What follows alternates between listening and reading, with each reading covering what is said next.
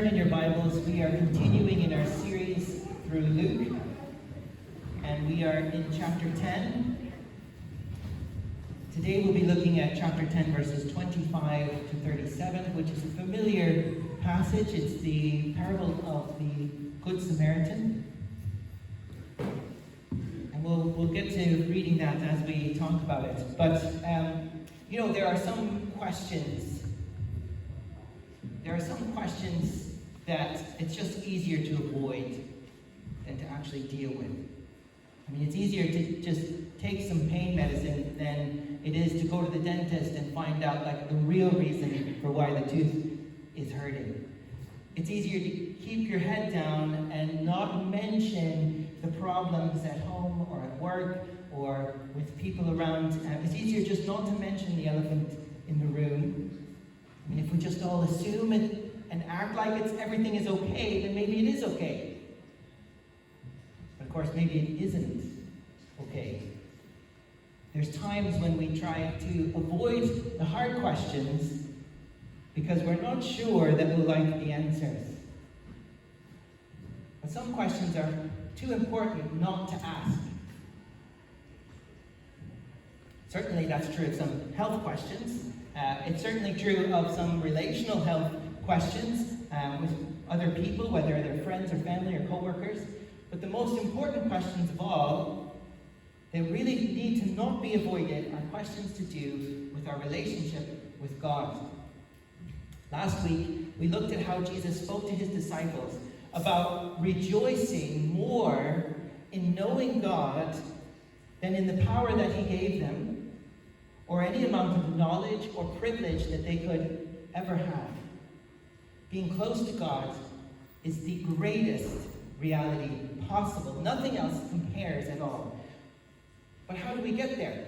How do we know that we know God? How do we come close to him? How do we receive God's love? And once we do, how does that impact our relationships with others? Well, these are questions that will be answered in the text today. But it all starts with a very important question, a question that should never be avoided. And that is in verse 25, Luke chapter 10, verse 25. It says this: "On one occasion, an expert in the law stood up to test Jesus. 'Teacher,' he asked, 'what must I do to inherit eternal life?'" That is a good question.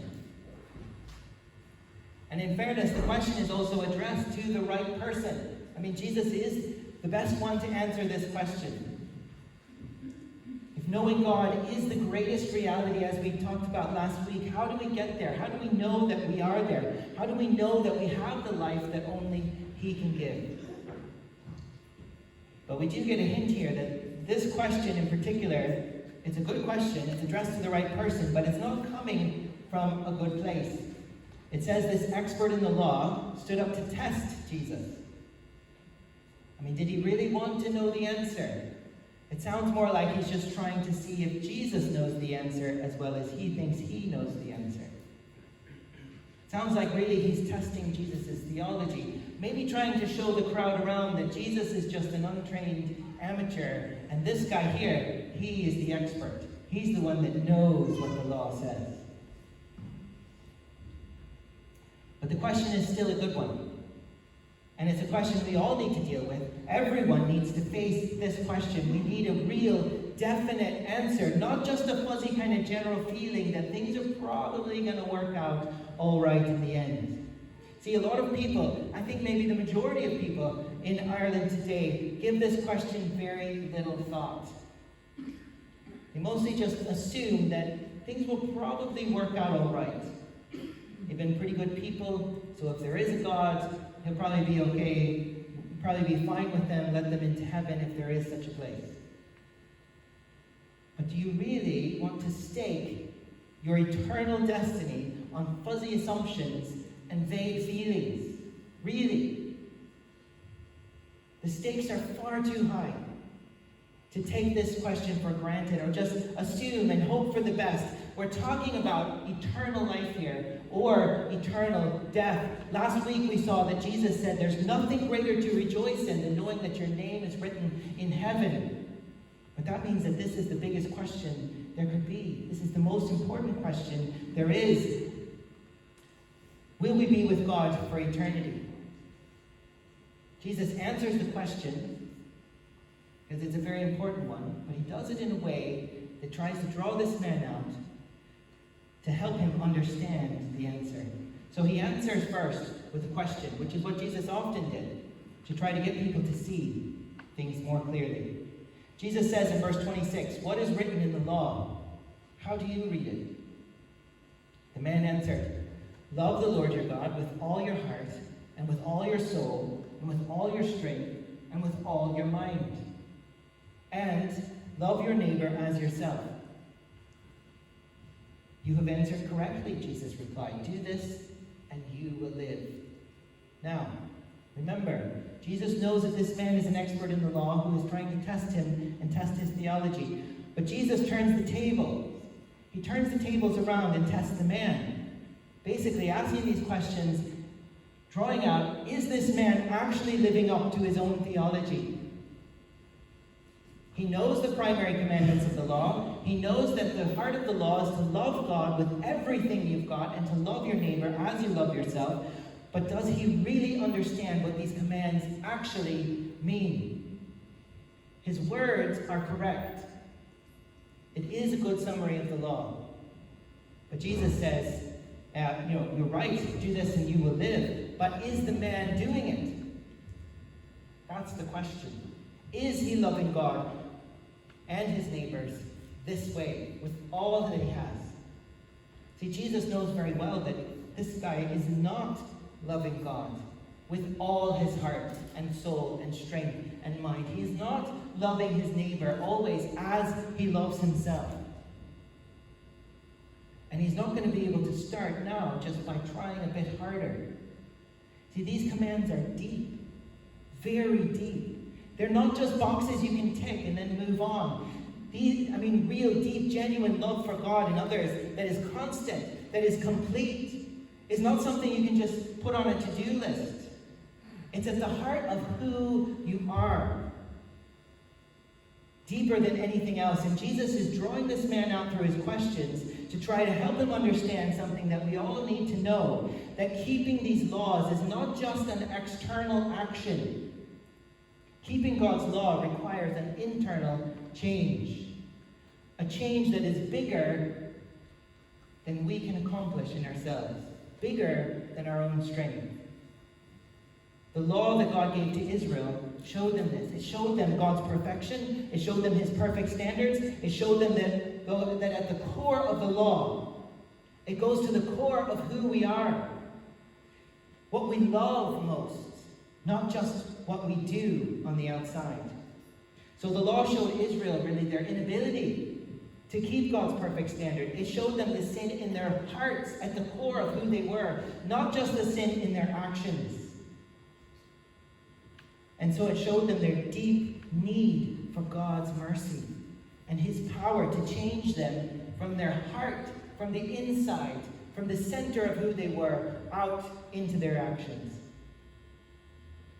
But thankfully, the law didn't just show them their need for God. It also showed them God's provision through the sacrifices, the promises, and the prophecies that God gave. The law pointed them forward, beyond themselves, even beyond the law itself, to the ultimate provision of God's mercy through Jesus, through the Messiah, through the man that is answering this expert's questions. He's the one who kept the law completely, who truly did love God with all his heart, soul, mind, and strength, and love his neighbor as himself. The one who died in our place to bear our sins so that we could be forgiven and restored. That whole dynamic is actually already in the Old Testament. And this expert in the law, who knew the law so well, should have known that he could not keep God's law, to love God fully like this, and to love others like this in his own strength.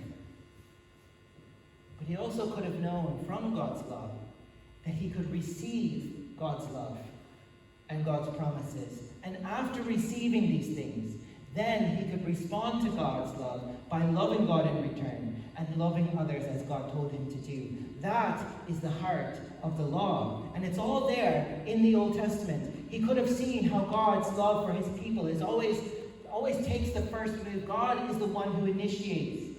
He doesn't wait for his people to be good enough. He initiates. He loves us first. And then he continues to be relentless, loving his people, even through sin and rebellion. And he has all these promises, and he has the sacrifices and the prophecies and everything pointing forward to the promised Messiah. He could have seen that, and he could have put his trust in God, not in his own obedience. He could have put his faith in God, like many Old Testament saints did. We see such a list of these people in Hebrews 11, people who put their faith in God. And that was the right response to God's law. But instead, this man goes a different direction. Look in verse 29. But he wanted to justify himself. So he asked Jesus, "And who is my neighbor?" Now that's a mistake, but it's a very common mistake. This man is getting a glimpse of just how big, just how deep God's commands are. And he is nervous, rightfully nervous. He should be nervous. He knows that he has not always loved God this way, and he has not always loved his neighbor as he loves himself. And with that knowledge, he has two options. One is that he can turn to God in faith, in God's promises to forgive and restore, in God's love and in God's power that is promised to his people to give us power to change. He could have turned in faith to God with his needs. But the other option is what he does. He tries to justify himself. He tries to make God's law less difficult. See, maybe if he can narrow the definition of who his neighbor is, then he can do a better job of fulfilling this law and feeling good that he's done what God commanded.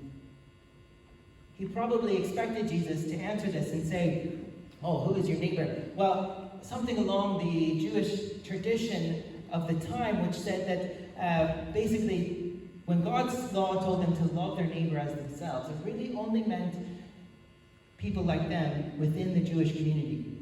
They had narrowed the definition so that people that they didn't really like Gentiles and Samaritans in particular, these people were not included in the definition of who they were supposed to love. That way they could feel good about their obedience without having to actually love their enemies, which is something Jesus told us to do. But that's not the way Jesus answers the question, who is my neighbor? Jesus tells a story, and it makes the point that when God says neighbor in the law, what he means is everyone in the world, every human being that God has made in his own image. Now that is big. And Jesus could have said it really simply with like a statement, everyone in the world that God made, that's your neighbor, which would have been true and right to the point. But Jesus, instead, he tells this story, which ends up having the same point, but by telling it as a story, Jesus is able to make this man and us feel the truth of this more deeply and see it, I think, more clearly. This man has been trying to justify himself before God by narrowing God's law down to something that he thinks he might be able to manage on his own. But Jesus says, no, you don't get to pick and choose how these laws apply to you. God defines his law. And this command to love your neighbor is much bigger than you think. It's much deeper than you think, and you can't shrink it. So let's look at the story, starting in verse 30.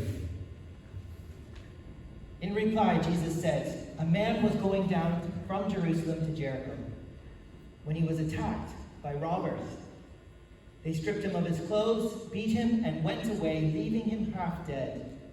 A priest happened to be going down the same road, and when he saw the man, he passed by on the other side. So too a Levite, when he came to the place and saw him, passed by on the other side. But a Samaritan, as he traveled, came where the man was, and when he saw him, he took pity on him. He went to him and bandaged his wounds, pouring oil and wine on them. Then he put the man on his own donkey brought him to an inn, and took care of him. The next day he took out 2 denarii and gave them to the innkeeper. Look after him, he said, and when I return, I will reimburse you for any extra expenses that you have. Which of these 3 do you think was a neighbor to the man who fell into the hands of the robbers? The expert in the law replied, the one who had mercy on him. Jesus told him, go and do likewise. Well, this is a familiar story, but it's still stunning. I mean, it's easy to say things like, do unto others as you would have them do to you. But a story like this shows just how difficult, how inconvenient, how costly love like that can really be. I mean, when Jesus says, love your neighbor as you love yourself, it's not just a sentimental line for a greeting card or a throw pillow, like a nice fuzzy thing to think. It's not just a box that we can tick in an attempt to prove our own goodness to God. I mean, what are you willing to do for your own good when it comes down to it? What are you willing to do for yourself when you need something? Isn't it basically anything?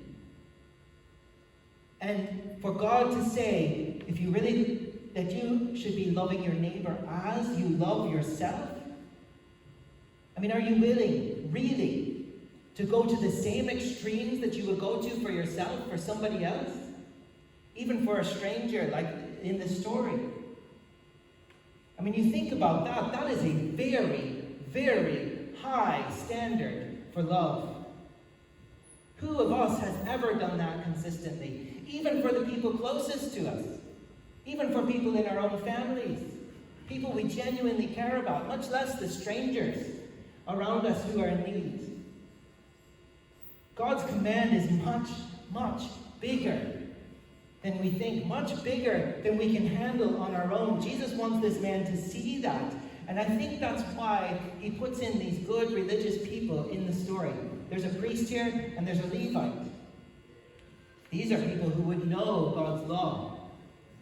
Just like the expert in the law knew the right answers. He knew the right things to say about loving God and loving people. But when this priest comes in the story, when this Levite comes, they see this man in desperate need of their help and they pass him by.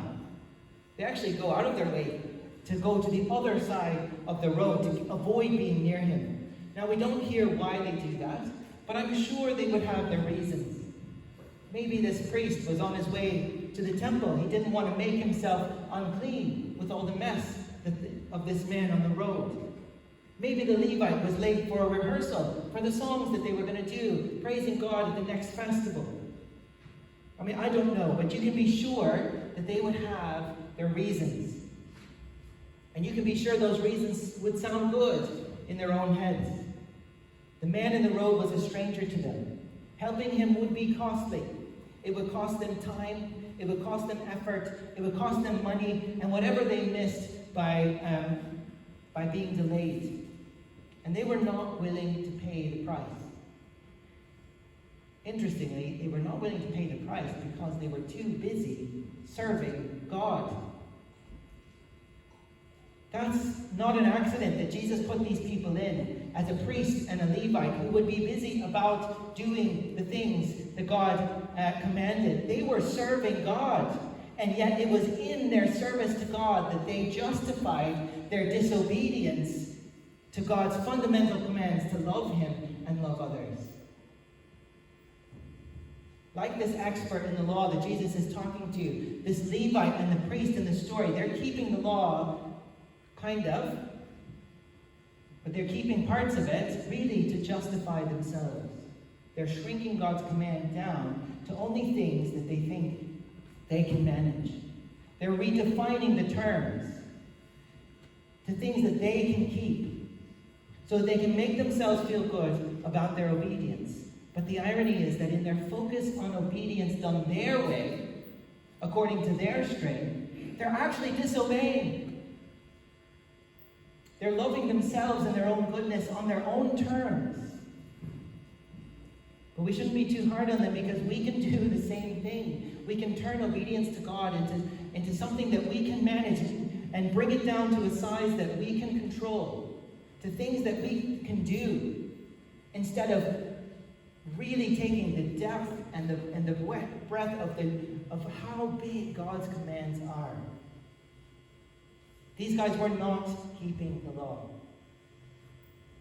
If they had taken the law on its own terms instead of theirs, they would have realized that really they had a lot in common with that man who was lying helpless in the road. They were very similar to him in some important ways. In their sin, they were the ones who were dying apart from God. They were the ones who were helpless, unable to turn their hearts back to loving God as he commanded and to loving others fully from their hearts as God commands. If they read the law properly, they would have seen that God told them this clearly, that they were never meant to be able to do these things on their own. That God had showed them that he is the one who can give them the love that he commands. It's through his love, and his love only, that sinful, dying, helpless people can receive a new heart. As God promised through the prophet Jeremiah, a heart that is directed towards God, not away from him, towards loving others, as a reflection of the love we receive from God. That's always the way it's meant to work. Love comes from God first, and then returns to him and out to others. I think often when we look at this story, we think about the point of not being like the religious leaders, and instead being more like the Samaritan. And that is a great point. That is kind of the point. Jesus says, go and do likewise. But what I want you to see this morning is that before we see ourselves as the Samaritan, loving others this way, we first need to see ourselves as this helpless man in the road. This is not just his condition. This is not just the true condition of the expert in the law or the religious people in the story. This is the situation we are all in, spiritually, because of our sin. We are not able to save ourselves. We are not capable of lifting ourselves up to follow God as he commands, to keep his law, of loving him fully with everything we have and loving others like he commands us to. The expert in the law needed to see his connection to this helplessness and how God had provided for him. We need to see that too. I mean, are you this morning, are you trying to approach God on your terms, in your own strength? Are you trying to justify yourself or shrink God's law down to a size that you think you might be able to manage in your own strength? It won't work. The law is too big for you. It demands everything. Love the Lord your God with all your heart, with all your soul, all your mind, all your strength, and love your neighbor as you love yourself. Jesus is not telling this story to teach us, just try a bit harder. Be a bit nicer. Be more like the Samaritan. We absolutely should be like the Samaritan. Of course we should be like the Samaritan. But the point is not just go out and do the best you can and good luck. The point is that if you are trying to justify yourself by shrinking the law down to a size you can manage, I'm sorry, think again. You can't manage it. You can't justify yourself. God is not going to let you define the terms of how far his commands go. When he says love, he means love all the way in the purest, deepest, most holy, self-sacrificial way possible. He means the real thing, not an external show, not a list of things that we can tick off, we did that. Anyone who's honest has got to say, I have not done this. I have not loved God with everything that I am. I have not loved others like this consistently. And that's true. You haven't, I haven't, we don't. But look again at who is telling this story. Jesus is telling this story. And look again at this Samaritan. This Samaritan who has compassion on the dying man, healed him, and paid the price for his restoration. Does that sound familiar? That is exactly what Jesus has done for us if we're putting our trust in him this morning. He had compassion on us. He died for our sin. We were separated from God. We were in rebellion against him. We were his enemies. He came and took our wounds and paid the price for our restoration. He did all of this for anyone and everyone who will come to him, turn away from their sin, and trust him with our lives. He has loved his neighbor as he loved himself. Even us, who were not just neighbors, we were actually enemies, active enemies of God in our sin. And still, Jesus loved us and provided the mercy and forgiveness that we need at such a great cost to himself. And because he has done this for us, Jesus is the one, the only one, who can give us, as a gift, this love that he commands us to have. Love for God, but also love for others. Big enough to overflow to everyone that God has made. As St. Augustine said, he said, Lord, give what you command, and command what you will. He understood that God's commands are way beyond us, much bigger, much deeper than we can handle. And God knows that, but God is able, through Jesus, to give us exactly what we lack, to bring us close to himself and fill us so full of his love that our hearts are actually transformed and able to love him in return and to express that love out of the abundance of all the love he has given to others as well. Tanya was reading earlier from 1 John 4, and it said, we love God. We love because he first loved us. We love because he first loved us. If we've experienced the love of God in our own lives, then that love will come back out of us. He first loved us will lead directly to we love. I mean, Tanya was reading earlier, he who does not love does not know God, for God is love. If we've experienced God's love, it will come out. It will come out in love for God, and it will come out in love for others. And that love for others will be seen in things that are real, practical, tangible ways, like Jesus talks about in this parable. And like John talks about in 1 John 3, 16 to 18, where he says, this is how we know what love is. Jesus Christ laid down his life for us, and we ought to lay down our lives for our brothers and sisters. If anyone has material possessions and sees a brother or sister in need, but has no pity on them, how can the love of God be in that person? Dear children, let us not love with words or speech, but with actions and in truth. Jesus said, go and do likewise, like the Samaritan in the story. John tells us something very similar. Go and do likewise, but he's pointing to Jesus. He says, go and do likewise like Jesus did for you. He laid down his life for you. Now you lay down your life in service to others. All others, even strangers, because every person you meet is a person God made in his own image, is a person that God is inviting back into relationship, into fellowship with him. This expert in the law, he wanted to know how he could know that he had eternal life. Jesus points him to deep, genuine, sacrificial love for others as the evidence that he knows God. And it's the clearest evidence that we can have, that we have received this deep, genuine, sacrificial love for God, from God, that we've received that. The evidence is that we show it to others. The question this morning is, do you see God's love at work in your own heart, changing your heart to love him and to love others this way? It doesn't come from just trying harder in our own strength or from shrinking God's law down to a size that we can manage. It comes from being close to God and letting his love fill you and transform you and empower you to love him in return and to love others like he does. If you don't see God's love at work changing your heart, the answer is not in you. It is in coming close to God through Jesus. That's where this love comes from.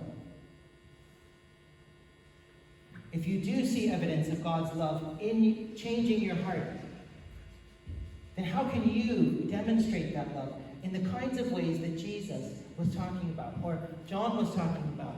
These practical, tangible ways. Think about your life. Think about the people around you. Think about the people that you'll see this week. How can you show them the kind of love that God has shown you? Are there needs that you can meet? Are there ways that you can love people like God has loved you?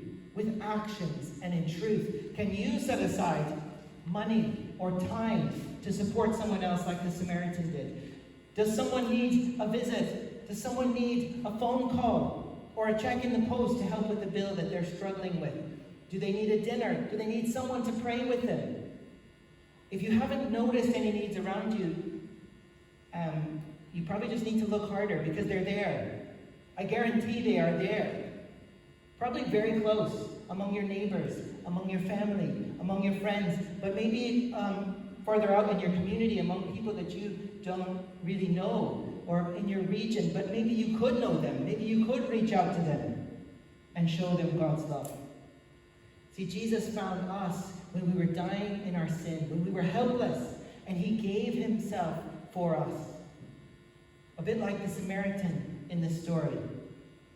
But now, if you have received that love for you from God, then it's time for you to get up. It's time for you to look around. Don't pass by on the other side of the road. Don't ignore the needs around you. Go and do likewise. And when you go and do likewise, you show the world what the love of God looks like. This love that he freely gives to his children, with the power to transform us from the inside out and overflow into all our interactions with everyone around us. So this morning, don't shrink God's commands down to a size you can manage. That will never work. It's not your right to decide how far God's commands go. Instead, turn with your need to God and receive his provision, his love for you through Jesus. Then, full of all that God has given you in Christ, go into a world that is dying in sin and all of its consequences, and do likewise.